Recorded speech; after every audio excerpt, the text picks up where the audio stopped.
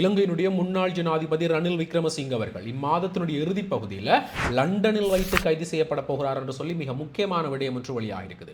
இதனுடைய பின்னணியில் இலங்கையில் அரங்கேறி இருக்கக்கூடிய மன்னிக்கவே முடியாத மிகப்பெரிய குற்றம் ஒன்றும் அம்பலமாக இருக்குது. அது மட்டுமல்லாமல் உயிர்த்த ஞாயிறு தாக்குதல், பயங்கரவாத தடை சட்டம் சார்ந்தும் ஜனாதிபதி அனுரவனுடைய அரசாங்கம் இரண்டு மிக முக்கியமான அறிவிப்புகளை வெளியிட்டிருக்கிறதாக முன்னாள் ஜனாதிபதி ரணில் விக்ரமசிங்க அவர்கள் எவ்வாறு லண்டனில் வைத்து கைது செய்யப்பட போகிறார், இதன் பின்னணியில் இருக்கக்கூடிய விடயங்கள் என்ன, எப்படியான சட்ட நகர்வுகள் எல்லாம் முன்னெடுக்கப்படுதுன்றதை பற்றி தான் இந்த காணொலியில் விளக்கமா பார்க்க போறோம். அதுக்கு முதல் இப்பதான் நீங்கள் சேனலுக்கு புதுசாக வந்திருக்கீங்கன்னு சொன்னா சேனலை சப்ஸ்கிரைப் செஞ்சு நினைஞ்சு கொள்ளுங்க. அப்பதான் இது தொடர்பில் நாங்கள் போடக்கூடிய சகல காணொலிகளையும் நீங்க பார்க்கக்கூடியது போல இருக்கும். என்ன விடயம் என்று சொன்னா, இலங்கையை பொறுத்த மட்டும் மிக பெரிதாக பேசப்படுவது முன்னாள் ஆட்சியாளர்கள் அவர்களுடைய சகாக்கள் என்று சொல்லி இவர்கள் அனைவரும் செய்திருக்கக்கூடிய ஊழல்கள், மோசடிகள், சட்டவிரோத செயல்கள் தான். ஆனா இந்த குற்றங்களுக்கு எல்லாமே இவர்களுக்கு தண்டனை வழங்குவது நடைமுறை சாத்தியமான்னு சொல்லி பேசிக்கொண்டிருக்கதான் முன்னாள் ஜனாதிபதி ரணில் விக்ரமசிங்க அவர்களை லண்டனில் வைத்து கைது செய்வதற்காக மிகப்பெரிய நடவடிக்கைகள் எல்லாமே இடம்பெற்றுக் கொண்டு வருது. என்ன நடக்குதுன்னு சொன்னா, ரணில் விக்ரமசிங்க அவர்கள் இந்த மாதத்தினுடைய இறுதி பகுதியில் லண்டனுக்கு பயணமாகிறார்.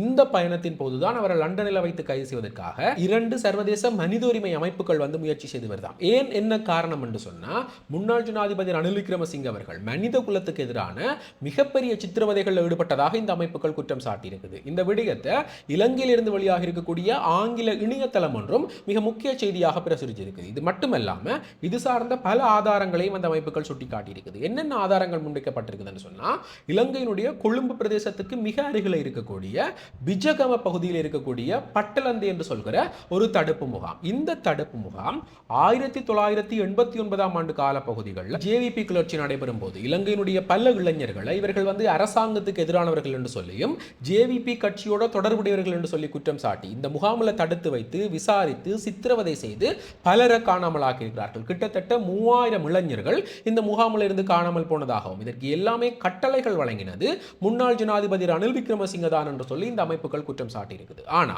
ரணில் விக்ரமசிங்க என்ன சொல்றாருன்னு சொன்னா, இந்த விடயங்களுக்கும் எனக்கும் எந்த விதமான தொடர்புகளும் இல்லை என்று சொல்லி இந்த குற்றச்சாட்டை ஏற்க மறுத்திருக்கிறார். என்னதான் இருந்தாலும் இந்த குற்றச்சாட்டுகளை முன்வைத்திருக்கக்கூடிய அந்த ரெண்டு அமைப்புகளும் எப்படியான ஆதாரங்களை காண்பித்திருக்குன்னு சொன்னா, இந்த தடுப்பு முகாமுக்கு பொறுப்பாக இருந்திருக்கக்கூடியது இலங்கை போலீசாரனுடைய CSU என்று சொல்லப்படுகிற நாசவேலை தடுப்பு பிரிவு தான்.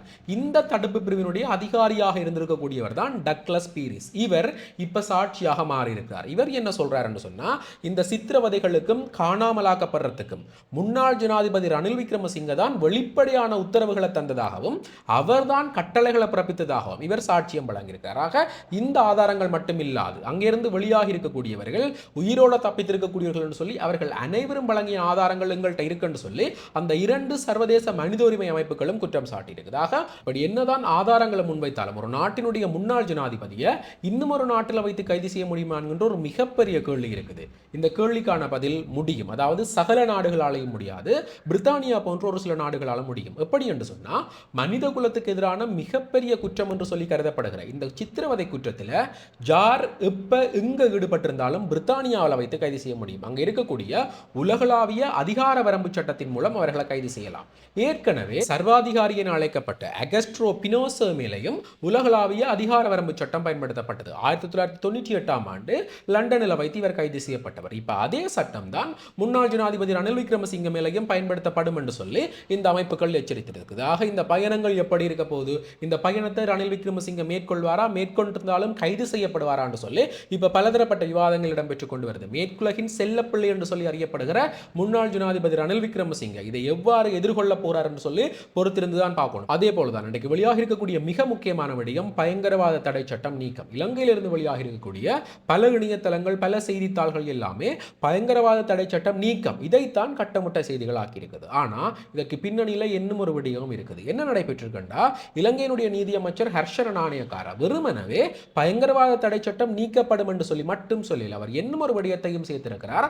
பயங்கரவாத தடை சட்டம் நீக்கப்படும், அதற்கு பதிலாக இன்னும் ஒரு புதிய சட்டம் கொண்டு வரப்படும் என்று சொல்லித்தான் இலங்கையினுடைய நீதியமைச்சர் ஹர்ஷன நாணயக்கார சொல்லியிருக்கார். அவர் என்ன சொல்லியிருக்காருன்னு சொன்னா, பயங்கரவாத தடை சட்டத்தை நீக்கி போட்டு அதற்கு பதிலாக புதிய சட்டம் கொண்டு வருவோம். இந்த விடயங்கள் எல்லாமே அடுத்த அமைச்சரவை கூட்டத்தில் நாங்கள் அதுக்கான அனுமதிகளுக்காக வைத்து அந்த அனுமதிகள் கிடைக்க பெற்ற பிறகுதான் நடைமுறைப்படுத்தப்படும் என்று சொல்லி நீதியமைச்சர் ஹர்ஷன நாணயக்கார சொல்லியிருக்கார். ஆக இந்த பயங்கரவாத தடை சட்டம் நீக்கப்படுறது நல்ல விடயம் என்று சொன்னா கூட இந்த புதிய சட்டம் சார்ந்து நாங்கள் கொஞ்சம் ஆழமாக சிந்திக்க வேண்டியது அவசியமாக இருக்குது. ஏன்னு சொன்னா, இந்த புதிய சட்டம் எப்படியான சட்டம், எப்படியான வரைவுகள் இருக்க போகுது, எப்படியான சரத்துக்கள் எல்லாம் உள்ளடக்கி உள்ளடக்கப்பட்டிருக்குன்னு சொல்லி எந்த விதமான விடயங்களுமே வெளியாகல. மாறாக பயங்கரவாத தடை சட்டம் நீக்கப்படும் என்ற செய்தி மட்டும்தான் சகல இடங்களிலேயே பேசுபொருளாகி கொண்டிருக்குதாக.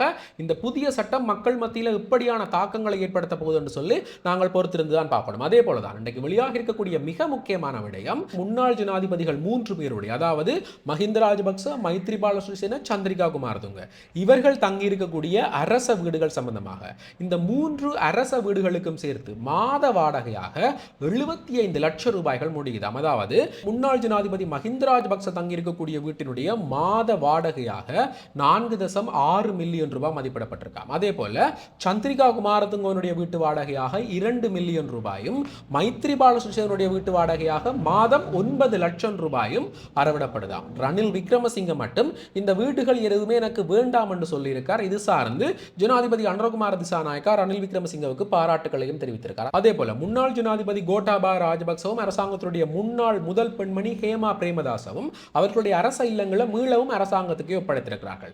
இப்ப ஜனாதிபதியாக இருக்கக்கூடிய அனுரகுமார திசாநாயக்காவும் நான் ஜனாதிபதி பதவியிலிருந்து விலகும் போது எனக்கு எந்த விதமான அரச இல்லங்களுமே வேண்டாம் என்று சொல்லி அவர் உறுதிமொழி வச்சிருக்காராக. இப்படியான நடவடிக்கைகள் எல்லாம் முன்னெடுக்கப்படும் போது இந்த 3 முன்னாள் ஜனாதிபதிகளுக்காக மாதம் 75 லட்சம் ரூபாய் செலவிடப்படுறதாக ஜனாதிபதி அனுரகுமார திசாநாயக்கா சொல்லியிருக்கார். இதே போலதான் இன்றைக்கு வெளியாக இருக்கக்கூடிய மற்றொரு மிக முக்கியமான தகவல் இந்த உயிர்த்த ஞாயிறு தாக்குதல் விவகாரம். இது சார்ந்து நீங்கள் பல பேருக்கு கமெண்ட்ல கேட்டுக்கொண்டிருந்தீங்க, தம்பி இதை பற்றி பல விடயங்கள் சொல்லியிருக்கீங்களா, ஆனா எந்த விதமான முன்னேற்றகரமான நடவடிக்கைகளுமே எடுக்கப்படவில்லை என்று சொல்லி இது சார்ந்து இப்ப ஜனாதிபதி அனுர என்ன சொல்லியிருக்காருன்னு சொன்னா இந்த உயிர்த்த ஞாயிறு தாக்குதல் விசாரணை எல்லாமே இறுதிக்கட்டத்தை அடைஞ்சிருக்குது. நாங்கள் துரிதமான வேகத்தில் இந்த விசாரணைகளை முன்னெடுத்து கொண்டு வரோம். இது சார்ந்த சகல விடயங்களும், அதாவது இதுவரை காலம் நாங்கள் கண்டுபிடித்திருக்கக்கூடிய சகல விடயங்களும் இன்னும் ஒரு வாரத்துக்கு வெளியிடப்படும் என்று சொல்லி ஜனாதிபதி அனுரகுமார திசாநாயக்கா பகிரங்கமான ஒரு அறிவிப்பை வெளியிட்டிருக்கார். ஆக அடுத்து வரப்போகிற வாரம் என்றது இலங்கை அரசியலை பொறுத்த மட்டும் மிகப்பெரிய எதிர்பார்ப்புகளை ஏற்படுத்தி இருக்குது. முன்னாள் ஜனாதிபதி ரணில் விக்ரமசிங்க இந்த அச்சத்தின் மத்தியிலும் லண்டனை நோக்கி பயணமாவார். அப்படியே பயணப்பட்டால் லண்டனில் வைத்து கைது செய்யப்படுவார் என்று சொல்லி ஒரு விடயம் பேசுபொருளாக இருக்குது. இலங்கையை பொறுத்த மட்டும் ஜனாதிபதி அனுரகுமார திசாநாயக்கா எதிர்வருகிற 30ஆம் தேதி யாழ்ப்பாணத்தை நோக்கி பயணமாகிறார். இந்த யாழ்ப்பாண விஜயத்தின் போது யாழ்ப்பாணத்தினுடைய அபிவிருத்தி குழு கூட்டத்தில் கலந்து கொள்ள இருக்கிறதாகவும் அதே போல யாழ்ப்பாண மக்களை நேரடியாக சந்திக்க இருக்கிறதாகவும் ஒரு முக்கியமான தகவல் வெளியாக இருக்குது. அது மட்டுமல்லாம அடுத்த வாரம் இந்த உயிர்த்த ஞாயிறு தாக்குதல் சார்ந்த முக்கியமான ஆவணங்கள் எல்லாமே வெளியிடப்படும் என்று சொல்லி அரசு தரப்பு அறிவிச்சிருக்கிறதால யாருடைய கைகளுக்கு விலங்குகள் செல்ல போகிறது, எப்படியானவர்கள் எல்லாம் இந்த மோசடி பட்டியல் இணைய போறார்கள் என்று சொல்லி ஒரு மிகப்பெரிய விடயமே இடம்பெற காத்திருக்கிறதாக. இந்த விடயங்கள் சார்ந்த மிக குறிப்பாக நீங்கள் யாராவது இந்த காணொலியை லண்டன்ல இருந்து பார்த்து கொண்டிருந்தா முன்னாள் ஜனாதிபதி ரணில் விக்ரமசிங்கவனுடைய லண்டன் விஜயம் சார்ந்தும் அவர் கைது செய்யப்படுவார் என்று சொல்லி சொல்லப்படுகிற உலகளாவிய அதிகார வரம்பு சட்டம் சார்ந்தும் உங்களுக்கு மேலதிக தகவல்கள் ஏதாவது தெரிந்தா அதில் இருக்கக்கூடிய தடைகள் எப்படியான நுட்பங்கள் எல்லாம் இருக்குது என்று சொல்லி ஏதாவது மேலதிக விவரங்கள் தெரிஞ்சா தயவு செய்து கமெண்ட்ல பகிர்ந்து கொள்ளுங்க. இந்த காணொலியை பார்க்கக்கூடிய பலரும் அதை பார்த்து பயன்பெற்றுக் கொள்ளலாம். அதே போல இந்த மேலதிகமான விடயங்கள் சார்ந்து பயங்கரவாத தடை சட்டம் சார்ந்து அதே போல புதிய சட்டம் சார்ந்தும் இந்த உயிர்த்த ஞாயிறு தாக்குதல் சார்ந்தும் நீங்கள் என்ன நினைக்கிறீங்கள் என்றதை மறக்காம கமெண்ட் பண்ணுங்க. இதே போல மேலும் ஒரு முக்கியமான பிரயோசனமான தகவலோட இன்னும் ஒரு காணொலியில் சந்திக்கிறேன். நன்றி.